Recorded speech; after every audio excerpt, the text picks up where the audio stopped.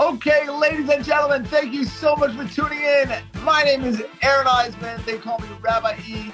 This is the Not Hebrew School podcast. I'm here with Lizzie Savetsky, ready to dive into this week's Torah portion, the portion of Pekuday, the final portion in the book of Exodus. Rebinson, how are you today, my friend? Baruch Hashem, the sun is shining and we're learning Torah. Tonight, Shabbat starts. How could I be bad? Sometimes you think, how could it get any better than this? This is, hopefully this Torah will shine light on the world. The world is unfortunately going through some really crazy darkness. And just imagine what's going on in the Ukraine and our thoughts are with the people there and the people in danger anywhere in the world. And this light should merit to be a source of light to them, to us. And we should merit to have world peace, unity, happiness, connection, and only blessing for everyone in the world. Amen. Amen. I said to my followers just before this that I need it this week so badly. I have that big God-sized hole right here that I need Rabbi E to fill with some Torah. So, yeah, well, we all do, and actually, the Torah portion is exactly. It's funny how you sort of stumbled on that concept of filling ourself with what's natural to us. We're certainly a body. We're a physical body. We eat and sleep and shelter. But after that, we need to live. We need to feed our soul. And when God created mankind, this is not this week's Torah portion, but just you got me off on a little tangent. When God created mankind, God said, God blew into us a breath of life. And animals are also alive. But it doesn't say that God blew into animals a breath of life. The difference between animals and humans is that humans have a very, very dangerous thing called free will. And animals, a dog was never walking down the street and saw maybe a piece of meat and said, "No, I'd love to have that meat, but it's not kosher, or it's not mine. I'm not going to eat it." Right? Animals don't make ethical decisions. They might choose between meat or water, but they're not going to choose if it's ethical or it's not ethical. Human beings are the only creation in the universe that can make ethical, moral decisions about right and wrong. And therefore, we are in the image of God in that way. We can make moral decisions. And therefore, if we don't make those moral decisions, then we just sort of shelter, eat, and drink, and do it again tomorrow. So then, obviously, we're not expressed. We're leaving a part of ourselves completely dormant because I am so much more than an animal. And therefore I need to do so much more than an animal. And therefore, we need to study Torah. So let's just jump right in.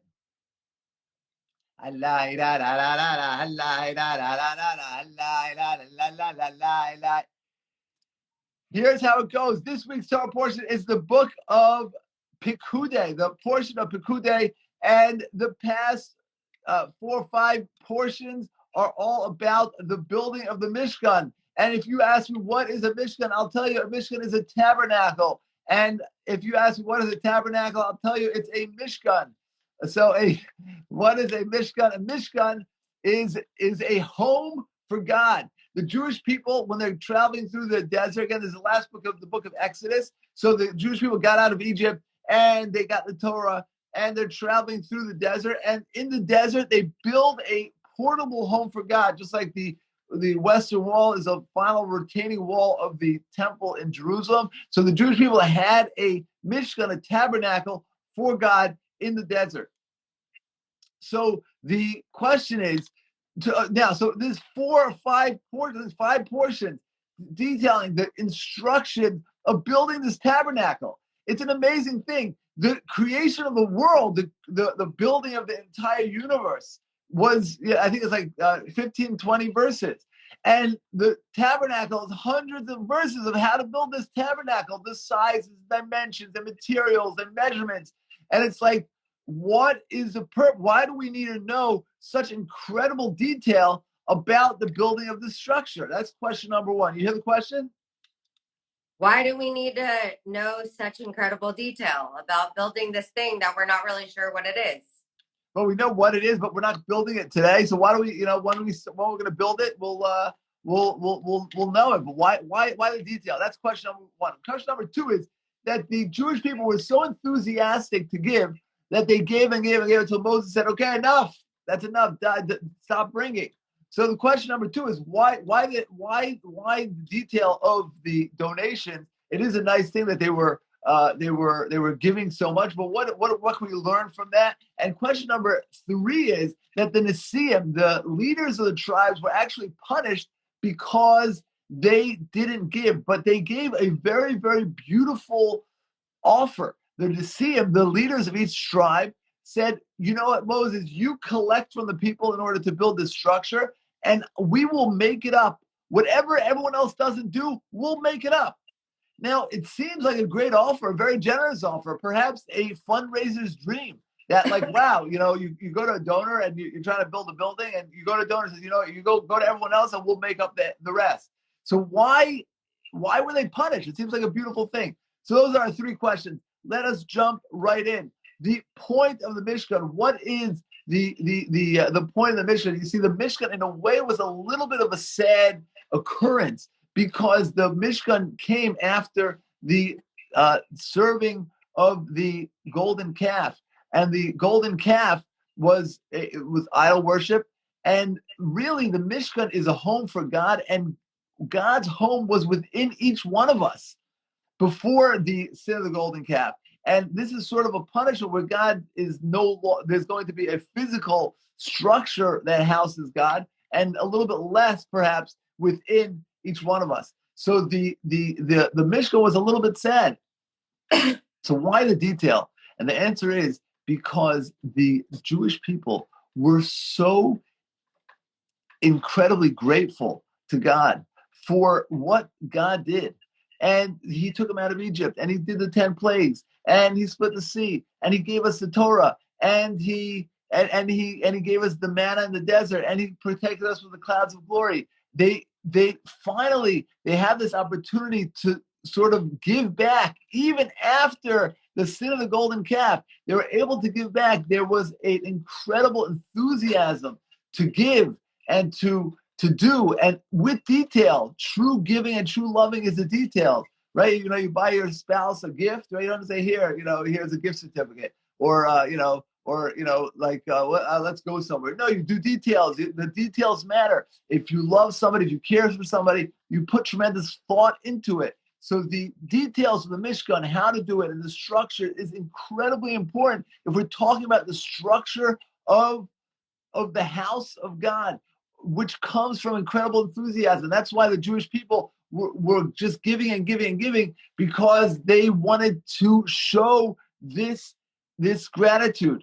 They wanted to just continue giving. And as you said before, Rebbitzin, that you feel like you need to study Torah in order to fill a God-shaped hole within you, and that's the truth. That's the the Jewish people were in the desert, and we are reading this portion, and we're supposed to be internalizing these messages. And we look around all the gifts that we have. If we're not living in a war zone, if we're healthy, if we're not in the hospital, if the fire engines didn't come to your house last night, if the ambulance didn't come to your house last night, if you didn't sleep on a park bench last night, if you don't have a seeing eye dog, if you're able to function in a healthy, normal way, you're able to get around, you have a livelihood, whatever blessings you have in your life, we need to express them, and with detail and with thanks. And the Torah is 613 ways to flex your soul. And true happiness obviously comes from expressing my soul, right? If I'm a physical being, so then I express myself physically. But if I'm a physical and a spiritual being, I give an example to my students. Imagine you are, you and your friend are sitting down on the couch waiting. You're looking forward to a long Sunday afternoon.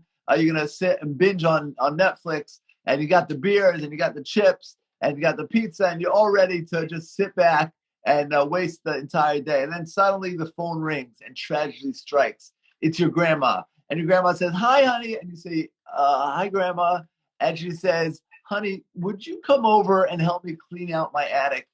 And your body's like, "No, no, no, no, no." But your soul is like, "Do it, do it, do it." So imagine you went out and you go help out your grandma. And you go that night, you get into bed. Your body might feel a little bit run down and worn out and tired, but your soul is dancing the kazatska. Your soul is partying and alive and happy. True happiness is living 24/7 in a physical healthy state. I have food, I have hydration, I have shelter, but after that also my soul is alive. I'm living in a way that I feel alive. I'm expressing my true self. I am alive. And the Jewish people had an opportunity to give back to God, and details matter, and donations matter, and they enthusiastically came out to build this house for God. And I want to tell you a little secret, that we don't have the Mishkan now. We don't have the tabernacle now, but we can build a house for God, a Mishkan. If you look in the mirror, and you will see the modern day Mishkan. We are a home for God. We are the Mishkan for God. You see, the Mishkan is a home for God in space. Shabbat is a home for God in time, right? We're building a home for God. You know, after the Jewish people brought so much material, so much stuff, Moses asked God, "What should I do with all this extra?" And God said, "You should build a Mishkan HaEdah." So the Medrash explained a Mishkan HaEdah is a Mishkan, a tabernacle of Eidos is testimony. Right? Now it wasn't a physical structure. It was a testimony that when going above and beyond, that is a testimony to our relationship with God. Why would somebody celebrate Shabbat? You could be working 7 days and making more money, and maybe going to the beach, or maybe going on vacation, right? And instead, you're stopping your activities. You're refraining from work. Somebody insults you and you don't respond. Maybe you're offered a business deal that's not 100% kosher and you turn it down. All these instances are times when we are going above and beyond for God. We're going above our animal nature, and we're sort of expressing our soul. We're bringing our soul life, and we're bringing our connection to the infinite. And therefore, so that is the lesson of this week's Torah portion, is that the go all in, go with enthusiasm. And the word Jew comes from the word, what does the word Jew mean, Mrs. Savetsky? The word Jew comes from Hoda, Yehuda, to thank. Right? The nature of a Jew is a thanker. We are thankers. I didn't know that, and I love that. I'm going to be repurposing that. Yes, for the gratitude people.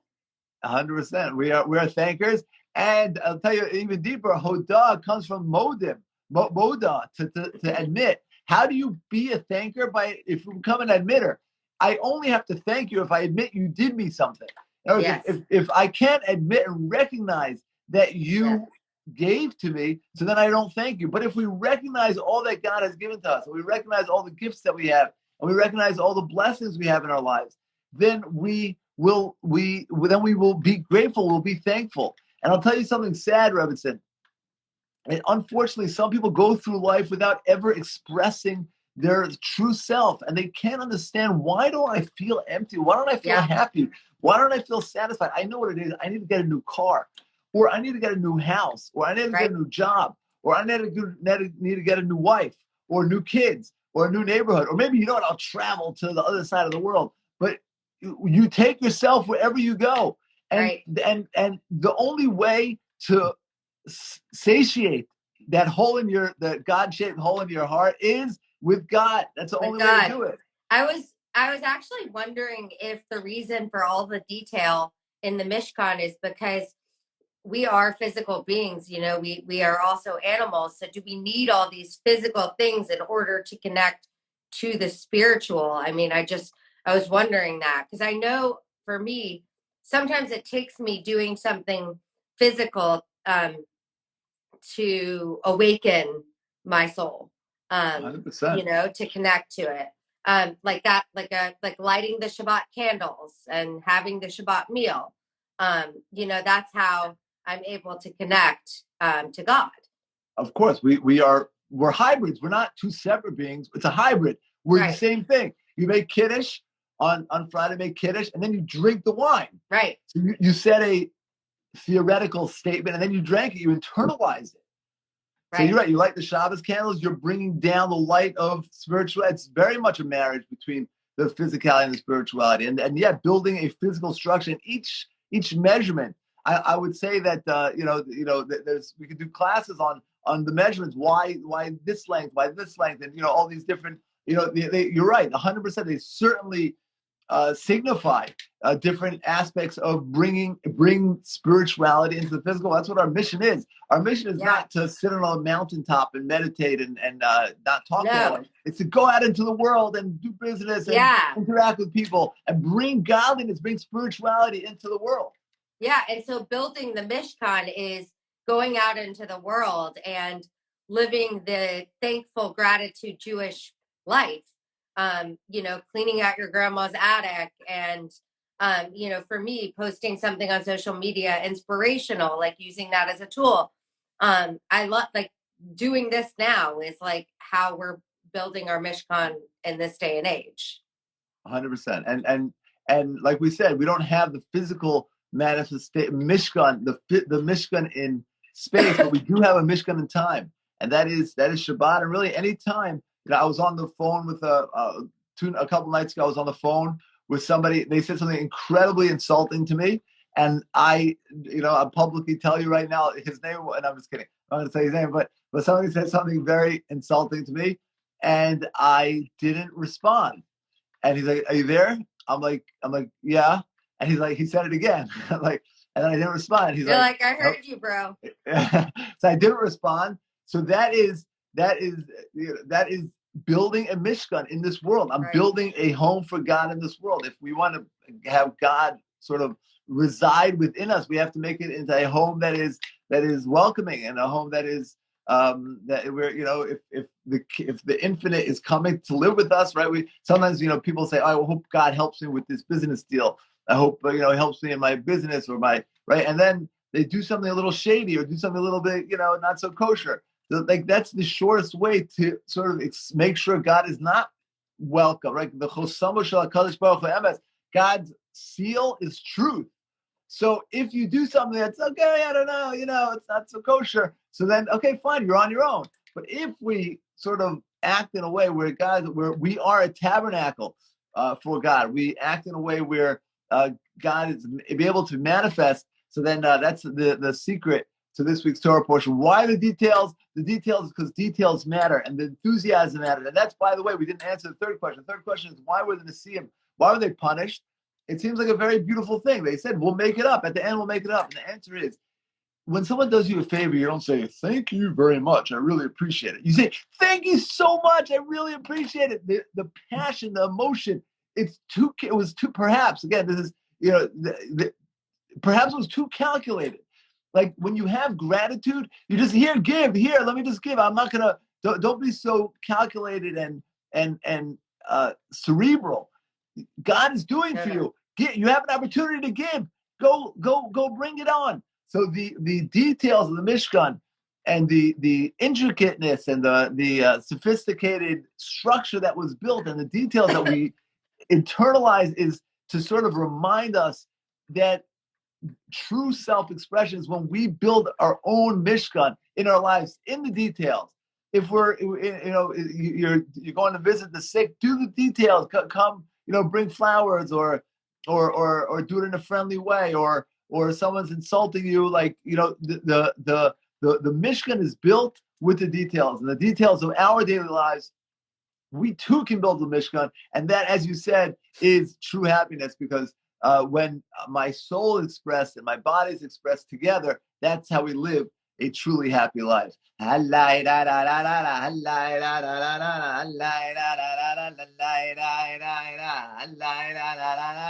do you say, Robinson? I say thank you so much, Rabbi, and I'm grateful for you for this right now. Thank you so much. This was awesome. Yes, it was truly awesome. But it's all those who are tuning in, this is our heritage. The Torah is our heritage, and the Torah portion has a special meaning for the week that it comes. So let's internalize it. And the world needs so badly for us to set an example, to make our lives into places where the infinite feels comfortable. And let's all do that, and all merit the speedy redemption and have world peace, happiness, unity, serenity, and everyone have a beautiful Shabbat. Amen. Amen. Serenity and unity. We need those things now more than ever, Rabbi. I love that prayer. And I really appreciate this message today. I think it is so important and so beautiful. Thank you so much, Robinson. Thank you, everybody, for tuning in. Have a beautiful Shabbat. Shabbat Shalom. All the best. Take care. All the best.